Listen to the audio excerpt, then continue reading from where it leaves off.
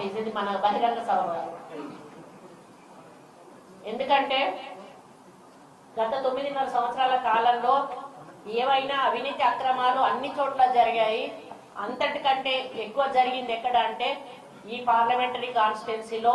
ముఖ్యంగా మరి అందరూ శాసనసభ్యులు గతంలో గెలిచిన వాళ్ళు టిఆర్ఎస్ నుంచి అందరూ కూడా అవినీతి అక్రమాలకు పాల్పడి భూ కబ్జాలు చేసి మరి కాంగ్రెస్ కార్యకర్తల మీద నాయకుల మీద దాడులు దౌర్జన్యాలు తప్పుడు కేసులు పెట్టించి మరి వాళ్ళ యొక్క నాయకులకు అవినీతిని ప్రోత్సహించి అక్రమాలను ప్రోత్సహించి ఈరోజు పరిపాలన పక్కన పెట్టి ప్రజాస్వామ్యాన్ని కూనీ చేసి రాజ్యాంగం విలువ ఇవ్వకుండా రాజ్యాంగేతర శక్తిగా టిఆర్ఎస్ ప్రభుత్వం మారి ఎన్ని కుంభకోణాలు చేసిందో ఈరోజు కాంగ్రెస్ పార్టీ అధికారంలోకి వచ్చినాక ఒక్కొక్కటిగా బయటపడతా ఉన్నాయి.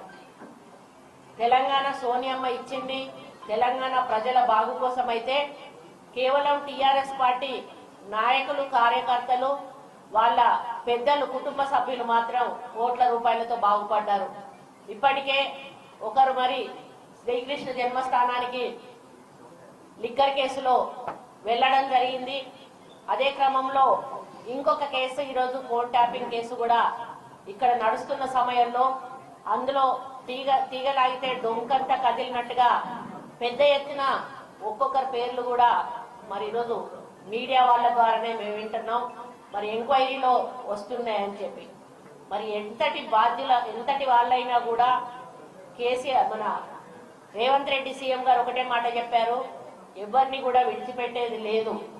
గతంలో అక్రమాలు చేసిన వాళ్ళు, అన్యాయాలు చేసిన వాళ్ళు, దందాలు చేసిన వాళ్ళు, ఇట్లాంటి మరి ప్రజా వ్యతిరేక కార్యక్రమాలు చేసిన వాళ్ళని ఎవరిని కూడా, ప్రజా ధనం దుర్వినియోగం చేసిన వాళ్ళు ఎవరిని కూడా విడిచిపెట్టమని చెప్పి రేవంత్ రెడ్డి గారు చెప్పారు.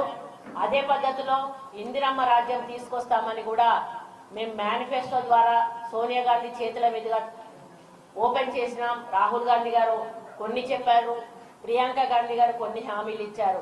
ఆ అన్నిటినీ కూడా ఈరోజు 5 గ్యారంటీలను మేము ఈరోజు అమలు చేసి ముందుకెళ్తున్న సమయంలో 100 రోజుల్లోపనే ఇంత మంచి పాలన అందిస్తున్న కాంగ్రెస్ పార్టీకి మంచి పేరు వస్తుంది ప్రజల్లో.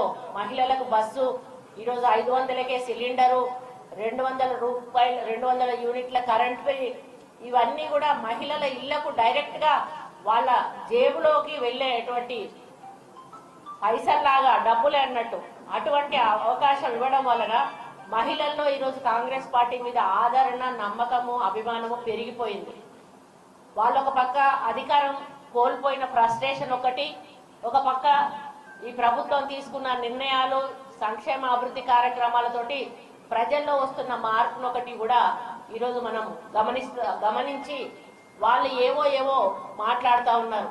ఒక పక్కన కేటీఆర్ ఏం మాట్లాడుతున్నాడో తెలియదు. ఒక పక్క హరీష్ రావు గారు కూడా వచ్చి నిన్న మా వరంగల్లో ఇష్టం ఉన్నట్టుగా శ్రీహరిని తిట్టి వెళ్ళాడు. నేను ఒకటే అడుగుతా ఉన్నా హరీష్ రావు గారిని, ఈరోజు దొంగలతోటి కడ్వాలు కప్పించుకున్నారని చెప్తా ఉన్నారు.